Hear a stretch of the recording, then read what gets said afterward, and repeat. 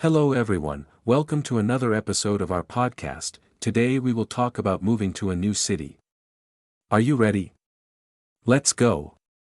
Moving to a new city was one of the biggest decisions I had ever made in my life, and as I sat on the train, watching the familiar landscapes fade into the distance, I felt a strange mix of excitement, nervousness, and a little sadness too, because leaving behind my family, my friends, and everything I had known for so many years was not easy. But deep inside, I knew it was the right step for me. I needed new opportunities, fresh experiences, and a chance to challenge myself in ways I never had before, so I hugged my backpack tightly and stared out the window, imagining what my new life would look like. I thought about the tiny apartment I had rented online, located on the third floor of a building I had never seen in person, and wondered if the pictures were accurate, hoping the neighborhood was as lively and welcoming as people had described. When the train finally arrived, I grabbed my suitcase, which felt heavier with every step, and walked through the station, following the signs.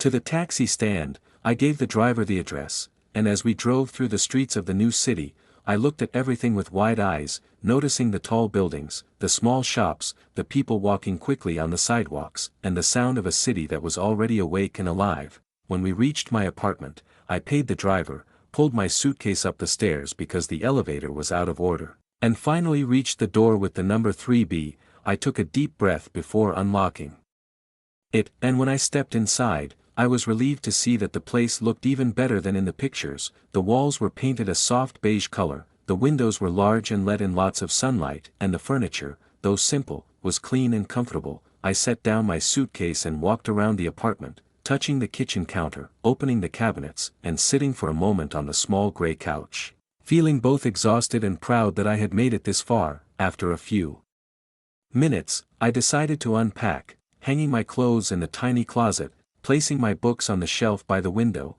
and arranging my few decorations to make the space feel more like home. Later that evening, hungry and curious, I left my apartment and wandered around the neighborhood, finding a small grocery store where I bought some basic food items like bread, eggs, milk, and fruit. And I also found a little cafe that smelled like coffee and fresh pastries, where I treated myself to a cup of hot chocolate and a croissant, sitting by the window and watching people walk by, some alone, some in groups, all busy with their own lives, and I wondered if soon I would feel as comfortable as they seemed to be. The next day, I had an appointment with the manager at my new job, so I woke up early, dressed neatly, and followed the directions I had written down carefully, walking past the subway station and down two busy streets until I found the office building. I introduced myself at the reception desk and waited nervously until the manager came to greet me, smiling warmly and offering a handshake. We talked about my role, the team, and the company's culture,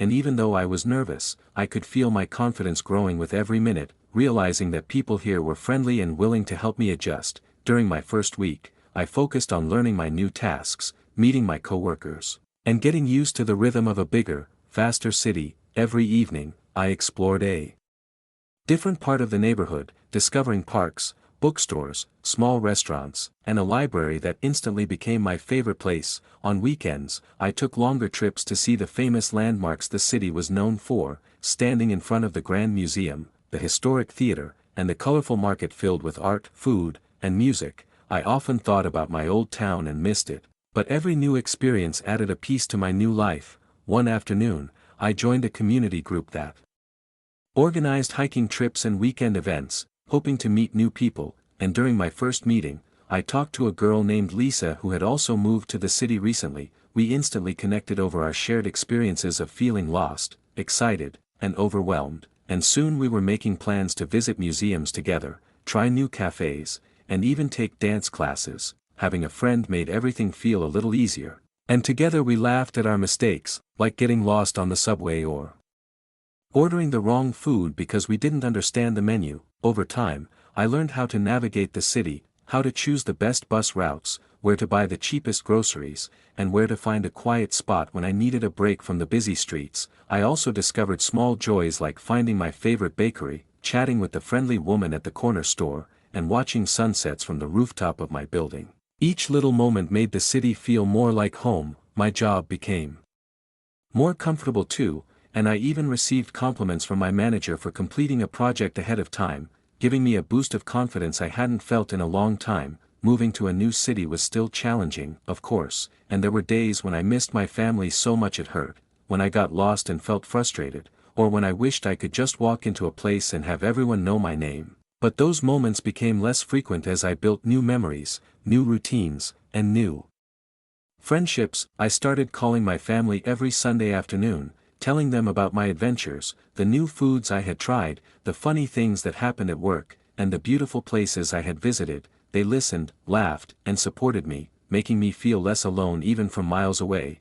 After a few months, when someone asked me for directions on the street, I realized I knew exactly how to help them, and in that moment, I understood how far I had come. Moving to a new city was not just about changing my address, it was about growing, learning, adapting, and discovering parts of myself that I had never known before. It was about building a life from scratch and finding joy in every step, even the hard ones. Now, when I walk through the city streets, I no longer feel like a visitor, I feel like a part of something bigger, something vibrant and full of life, and I am grateful every day that I took the chance, faced my fears, and embraced the unknown, because it led me to a new home, a new version of myself, and endless possibilities for the future.